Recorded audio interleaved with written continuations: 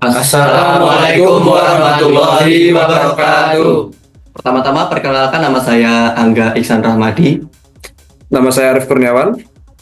Dan saya Iro Wijaya Putra. Nama saya Muhammad Izan. Dan saya Nafalisam Septian. Pada hari ini kami berlima akan menjelaskan mengenai motor DC tipe seri. Namun sebelum itu, ini adalah mata kuliah mesin listrik, yaitu tugas untuk 2S. Pertama-tama, teman saya akan men-share video tentang motor DC seri, bagaimana rangkaian tersebut, dan bagaimana penjelasannya. Oke, tunggu sebentar. Nah, pertama kita akan menjelaskan tentang rangkaian motor DC tipe seri. Seperti yang terlihat, pada rangkaian tersebut sumber arus searah atau DC supply dihubungkan ke kedua komponen, yaitu field coils dan armatur. Field coils yang bergelombang dan armatur yang bulat itu. Kedua komponen ini terhubung secara seri. Ya, seperti yang terlihat, dia terhubungnya tidak dipecah menjadi dua rangkaian, satu terhubung langsung. Artinya arus listrik yang keluar dari sumber akan terlebih dahulu mengalir melalui field coils. Ya, di situ dulu. Kemudian masuk ke armatur, baru kemudian keluar melalui kutub negatif dan kembali ke supply. Kemudian untuk fungsi dari field coils untuk menghasilkan medan magnet ketika dialiri arus. Dan armatur itu bagian berputar dari motor yang menghasilkan torsi atau gaya putar sebagai respon terhadap interaksi antara arus listrik dan medan magnet.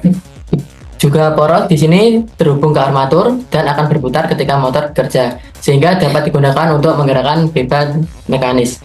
Oke, selanjutnya kita akan melihat seperti apa penampilan 3D-nya juga dengan penjelasan dari kami. Motor seri DC. Dan ini adalah gambar DC series motor, dan sekarang saya akan menjelaskan tentang gambar tersebut. Motor seri DC adalah jenis motor arus searah atau DC, di mana belitan jangkar atau armatur dan belitan medan atau field winding dihubungkan secara seri. Artinya arus listrik yang mengalir melalui armatur juga akan mengalir melalui belitan medan. Karena arus yang sama harus mengalir di kedua belitan tersebut, maka belitan medan harus memiliki hambatan atau resistansi yang rendah semestinya. Jika resistansi belitan medan terlalu tinggi, arus yang mengalir akan berkurang, sehingga arus ke armatur pun menurun dan menyebabkan torsi atau gaya buntir yang dihasilkan menjadi kecil. Untuk memastikan resistansi belitan medan tetap rendah, belitan ini biasanya menggunakan kawat tembaga yang lebih tebal dan jumlah lilitan yang lebih sedikit dibandingkan motor jenis lain. Hal ini dilakukan agar arus dapat mengalir dengan mudah tanpa banyak hambatan. Ya, sebelumnya kita akan melihat bagaimana cara torsinya bekerja dengan pada starting awal.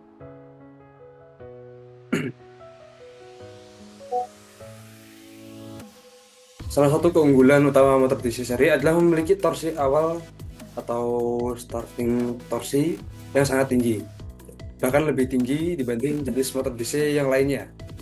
Karena itu, motor ini sangat cocok untuk aplikasi traksi seperti kereta api, mobil listrik, dan juga elevator yang membutuhkan daya dorong besar saat memulai bergerak dari kondisi diam. Ini dapat dilihat di mana saat dinyalakan awal, torsinya meningkat signifikan, itu dengan kecepatan yang menurun, tapi torsinya itu meningkat.